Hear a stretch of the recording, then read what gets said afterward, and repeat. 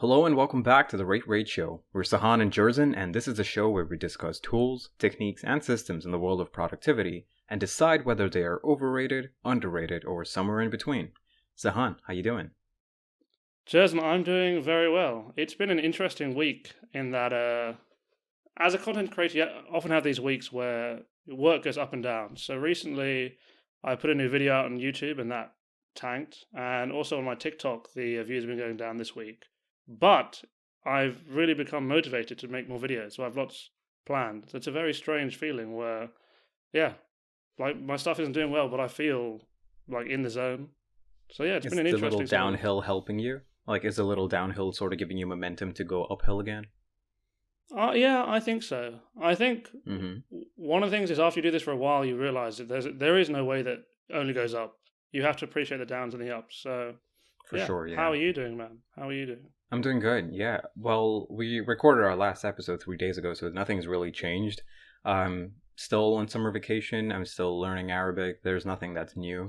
And I just want to touch on what you said about your video. Would you say it tanked on YouTube because it's different from our usual niche of RemNote videos? Yeah, I think so. I think you Mm-hmm. probably experienced this too. Whereas, Oh, let's yeah, say you have for a video sure. on RemNote, it'll get traffic from YouTube, or you can stick it on the Reddit. Uh, Whereas other stuff, I think a lot of creators have this issue where you have this tension between what you want to create and what your audience wants. And you see this with a lot of big creators. I think one of the reasons they get burnout is because you get tied into these niches and these projects, which you might have started a year or two ago, and then you no longer feel so interested in. So yeah, I think that's definitely part of it. Is that knowing having an audience, and it's a difficult balance because obviously you have to appreciate the audience because they're watching your content, but then they also demand similar content. So it's this strange balance, which I'm sure you felt as well. Yeah, for sure, because I feel like I sort of boxed myself into the niche of RemNote videos, so those do pretty well. And I think I have about 4 videos on my channel. One of them is about reading, the other one's about habits, the other one's about productivity.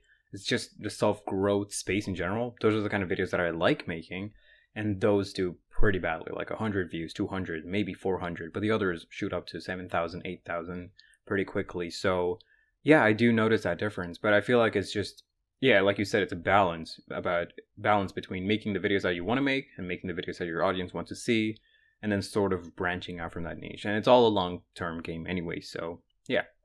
So, moving into this week's episode and topic, it's kind of special because if you know both of us, you probably know us from our YouTube channels and RemNote videos like we just mentioned.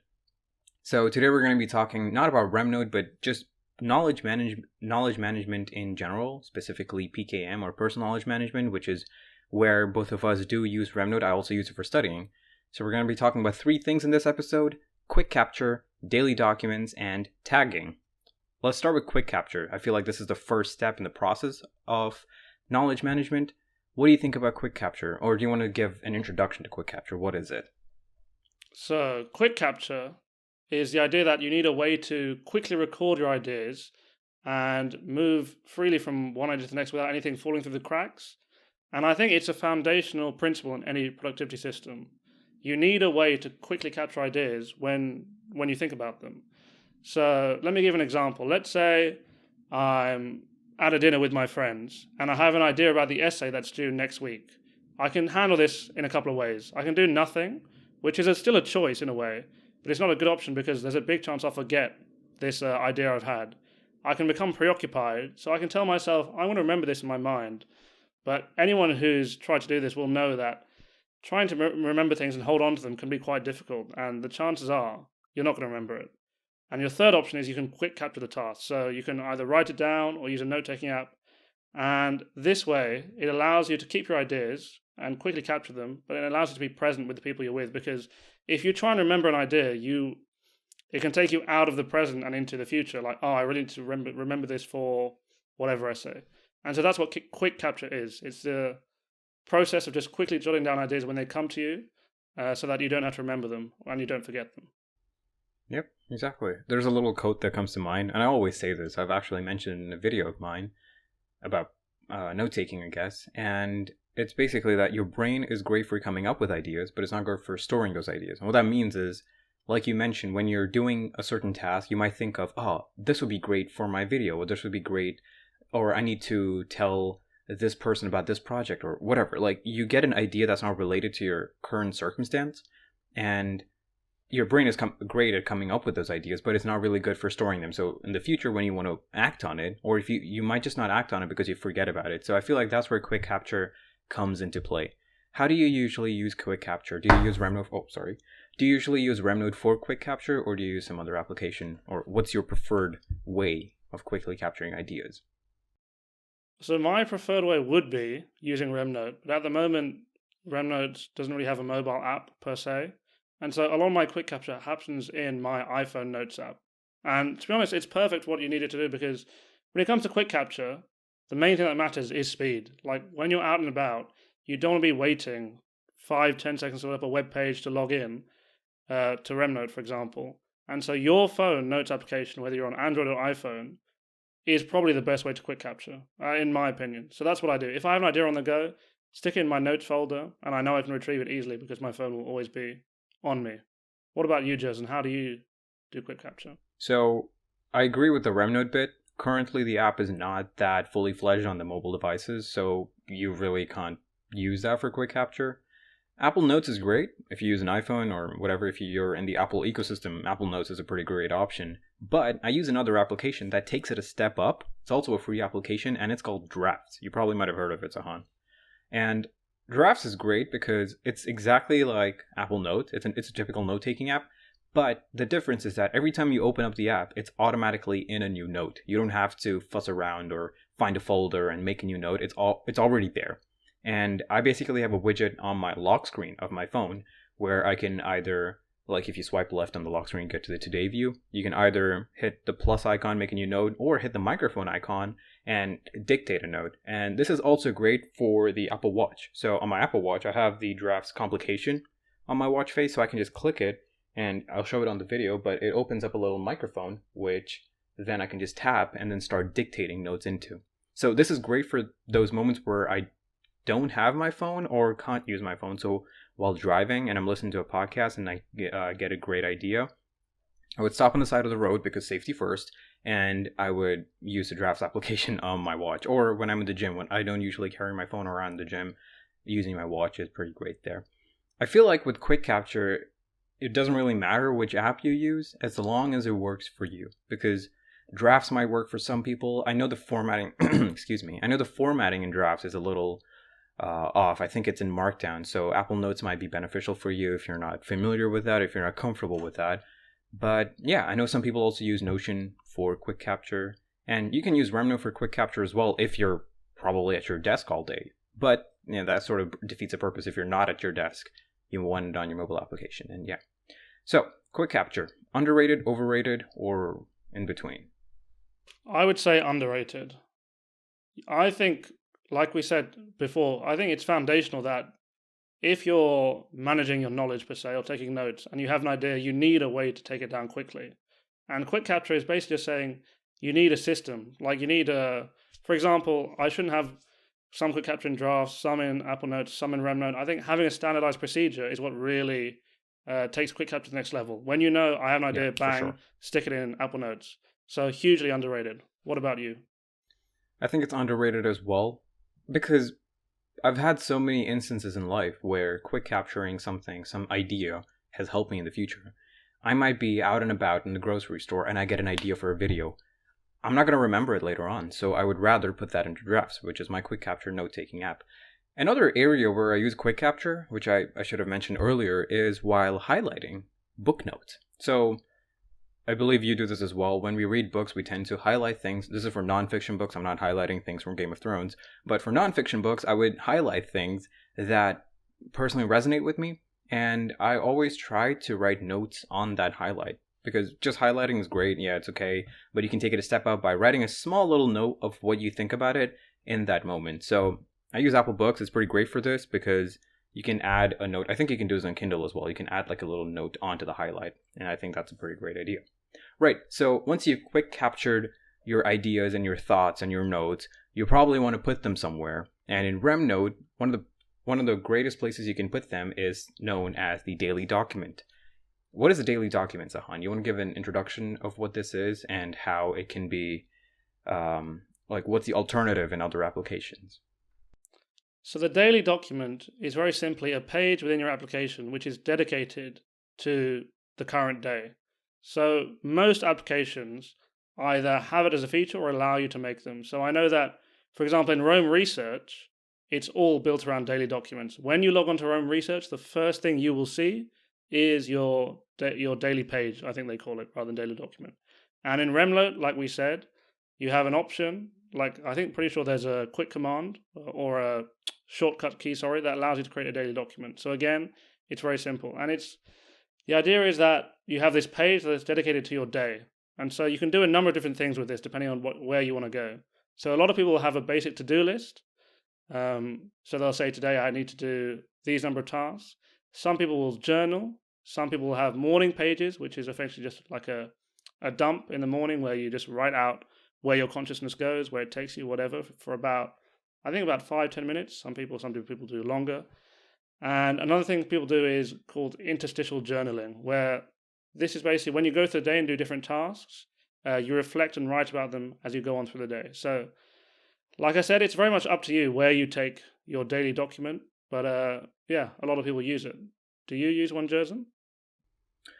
Well, so now currently I don't use RemNote on a daily basis because I'm not at my computer most of the time. But what I do instead is I have a little journal notebook, like a physical notebook, and I do sort of do a little daily documents thing in there. So I do quick capture within this because I carry this everywhere I go.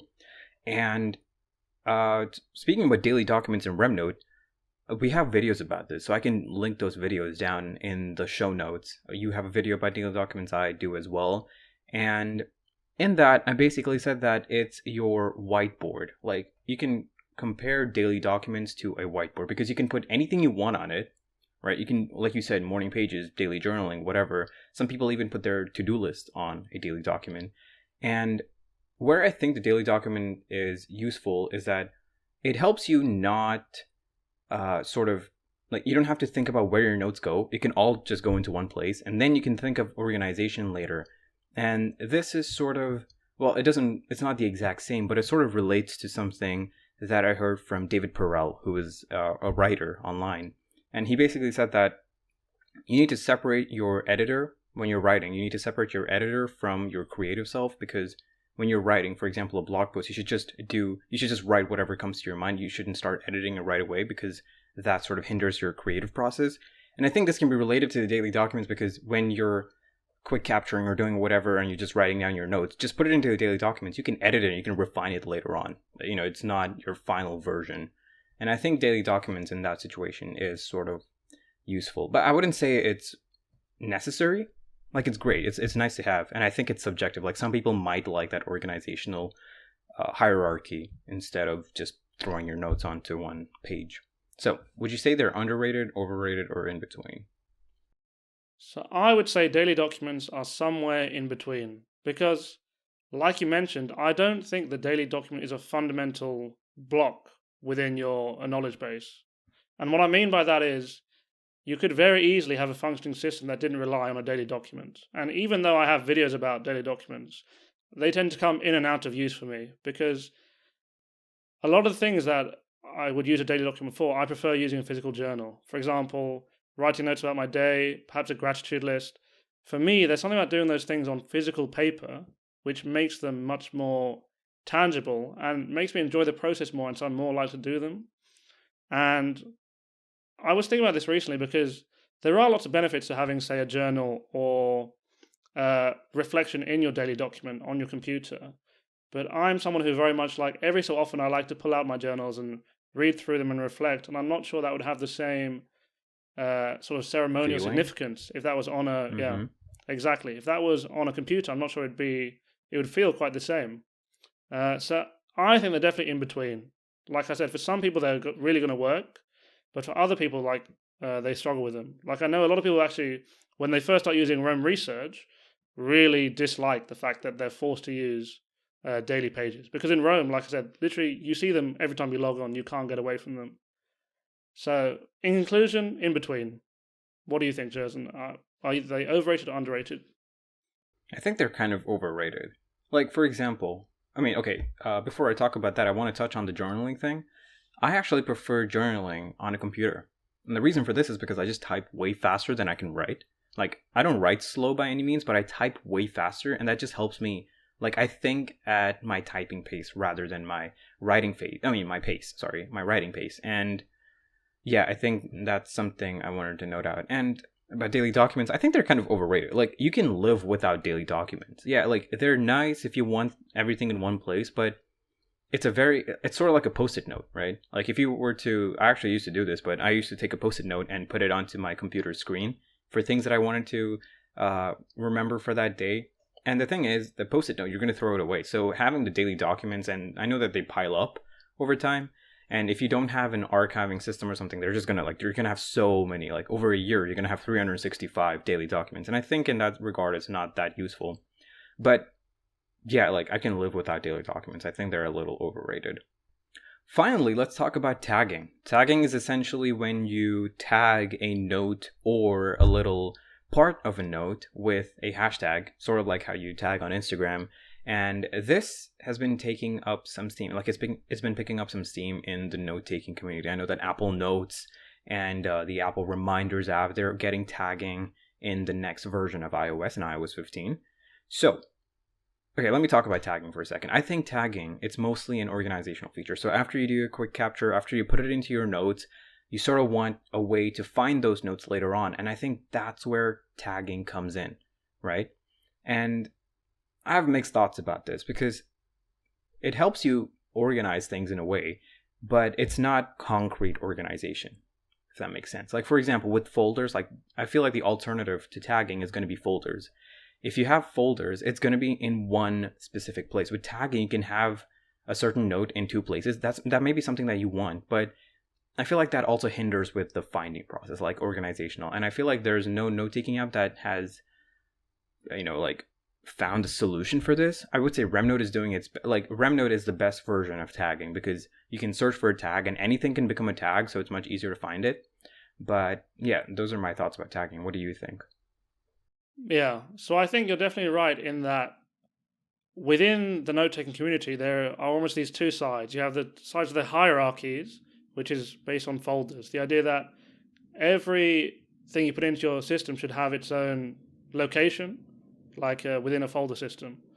And then you have the networked thinkers, or people who rely on tags. And these people say, a bit like, for example, in Rome, just stick everything in your daily document and order will emerge. Like, eventually, if you tag stuff, you'll find a way to order things. And I think it's a bit of a cop-out, but I think you need both. Like, hierarchies and networks don't exist separately. Like, every network eventually goes into a hierarchy, and every hierarchy has networks. But coming back to tagging, so I think the thing is, tagging is very, like, when you first come across the idea, it's honestly really interesting because at first glance it seems superior to folders. It's because you can tag, like, a tag allows things to exist in multiple places without duplication. It's easier to tag things than to sort them into folders. And you can have sort of unique combinations. So if I tag with two words like productivity or happiness, like that idea shows up in two places. But in my experience, dude, I've tried tagging. I've done the whole Roman research, like no hierarchy thing, and it's tough because tagging has lots of different issues. For example, decision fatigue. If you tag all your notes, that means that every time you put something new into your system, you have to tag it, and you have a decision to make. Like, do I use one tag? Do I use three tags? Do I use five tags? What words am I using? And I think ideally, a note-taking system should be like a wide funnel, as in wide at the top and narrow at the bottom. And what I mean by that is, when you first take a note, you want to use as little energy as possible to put it in. Like with Kick Capture, you just want to stick it in there and not think about it. And only the notes that deserve time and energy should be invested in, like notes that you want to reflect on, build upon, create with. And a system that uses tagging up front, like every note gets tagged, has a high upfront cost and will break. Yeah. Have you experienced decision fatigue with tagging, or? Not really. Like, So the way I use tagging is I either tag the note itself. I'm talking in terms of RemNote because I haven't used Rem Research. I would either tag the note, and in RemNote you can also tag individual bullet points, or they're called rems basically. You can tag those as well, and I think that's pretty useful. And I haven't had any situation where that's been difficult. So I have two knowledge bases, which is basically like two areas in my RemNote account, and one of them is university focused, like my school notes and all of that, my medical school notes. And over there, I use tagging for subjects, and I also use tagging for different, for example, like hashtag processes or hashtag reactions or something like that, or hashtag drugs. Like for pharmacology and medications. Or I would tag each subject, and that helps me find everything easier. In the knowledge management, which is I'm going to focus in on that because that's the episode's topic, but over there, I feel like tagging is great because I can, for example, let's say productivity is a tag, right? I can tag notes and I can also tag individual bullet points. That helps me as a content creator find things that relate to productivity much easier, right? So it's not just the notes. Like, for example, in a folder system, like, for example, Evernote or something like that, you're going to have just these folders, like productivity folder. You're going to have all these main notes under it, and you can make whatever out of that. Like, I feel like the creative process, you probably know about this, is basically like you find things from different places and you put them together in your own way. You put your creative bow tie on it, and that's your product.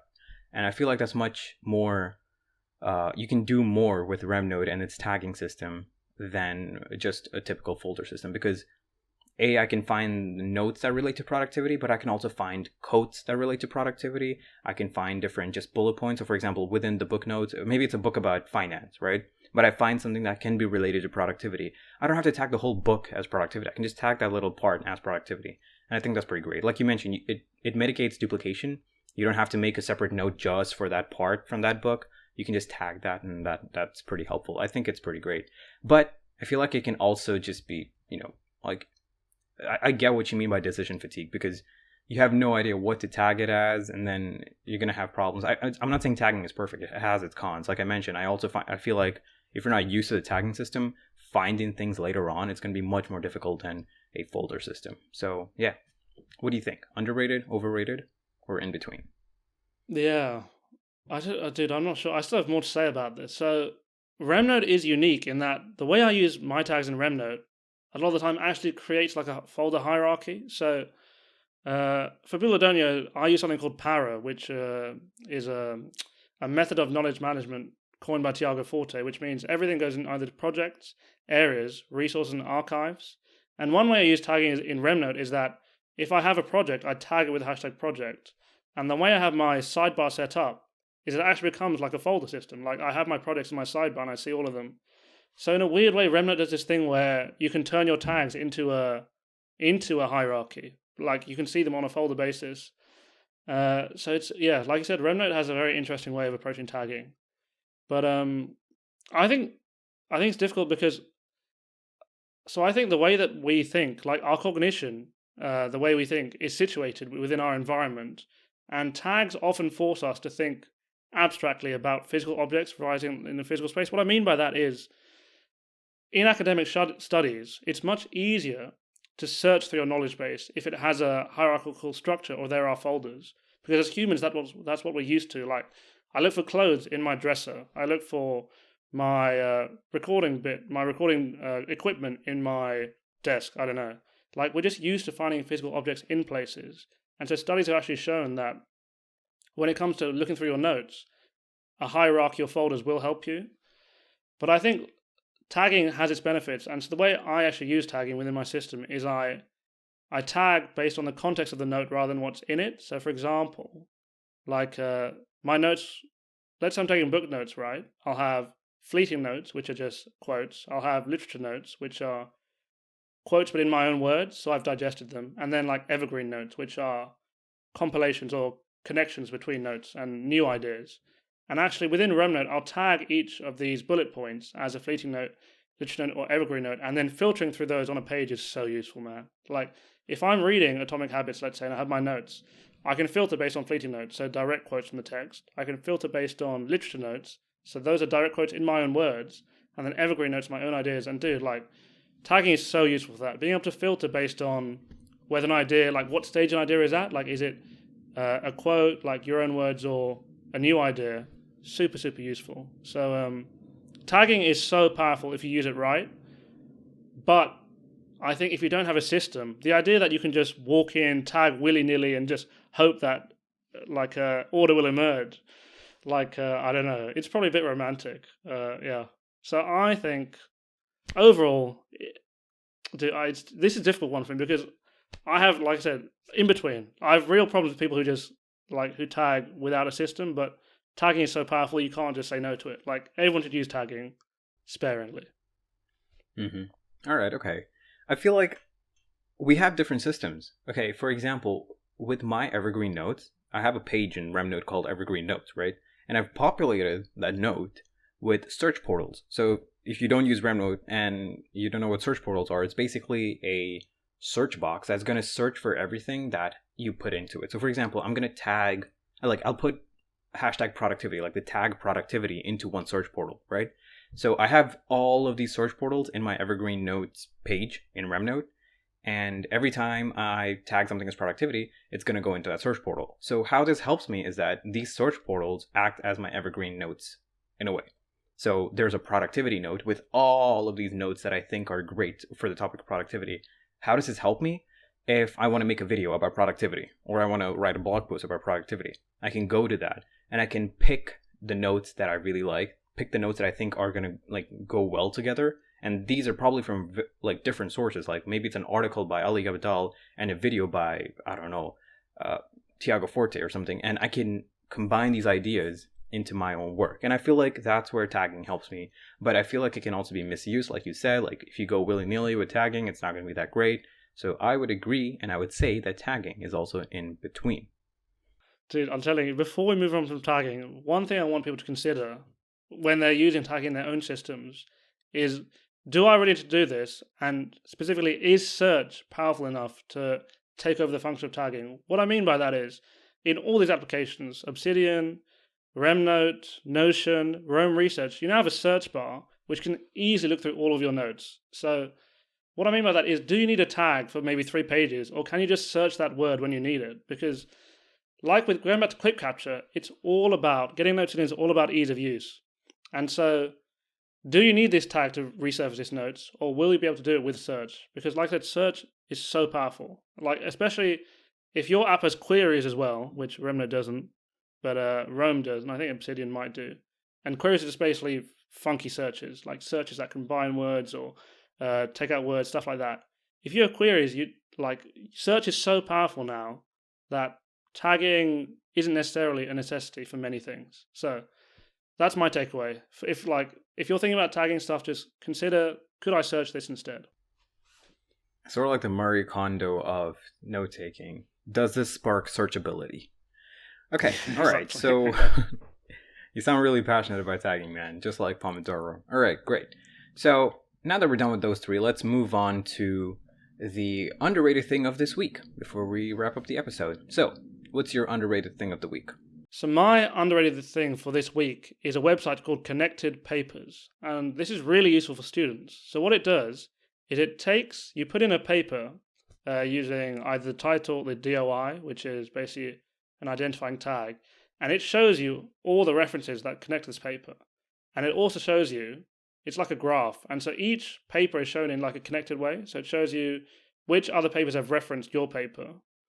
And then it shows you how many citations they have. So like the big paper, like a good paper or a highly cited paper will have a large circle, which means that you know it's worth checking out. Because I think, at least when I was studying, you discover this paper and you try and figure out like who else, what other research is there in this area? How can I learn more about this? But it's not necessarily very easy. So using this tool has really helped me when studying or learning about a topic to find other academic papers or authors to look at. And super, super useful. If you're ever writing a literature review, dude, this would be, if I had this during my thesis, it would have been so much easier. Because like I said, just makes it so simple and easy to find other academic papers that are interesting. So yeah, Connected Papers. That sounds cool. All right, so the link is connectedpapers.com, and I'll also leave a link in the show notes so it can be easy to access. My underrated thing of this week is actually It's not a thing, it's more of a habit, and it's to have zero screen time an hour before bed. Probably 2 hours is better, but you can start off with an hour or half an hour. Just zero screen time before bed, and I feel like this is like we've come up as a society right now in this century to be using screens all the time. Like I'm just gonna admit it. Most of the time, as soon as I wake up, I grab my phone and I start scrolling to Twitter or Instagram or whatever. And I think that it's not good, right? Like having screens around you all the time. You probably work from a computer, use your phone when you're bored, and you like probably the only time when you don't have screen time is when you're exercising or something. And I know some people use their iPads on treadmill, so maybe that doesn't count as well. And I'm not saying go and grab a book. It doesn't. You don't have to like. It shouldn't be boring. You should make it more fun, so it's going to be easy for this habit to manifest. Because make it easy. Atomic habits, whatever. But yeah, so sometimes I just hang out with my family or with my friends, and something that I do is, since my friends live kind of close by in where I study in Riga, I would actually leave my phone in my room in my apartment, and I would go to their place. And it's great because you're basically you're reducing your options for what you're able to do at that point. And yeah, I think that's pretty great. And right now in Dubai, since I'm with my family, what I would tend to do is I would just read for an hour. So you're kind of killing two birds with one stone. You're getting into the habit of reading, and you're also minimizing your screen time. This is proven to improve your sleep as well. So that's that. Great. So that wraps up this week's episode. We will see you next week. Goodbye. See you guys.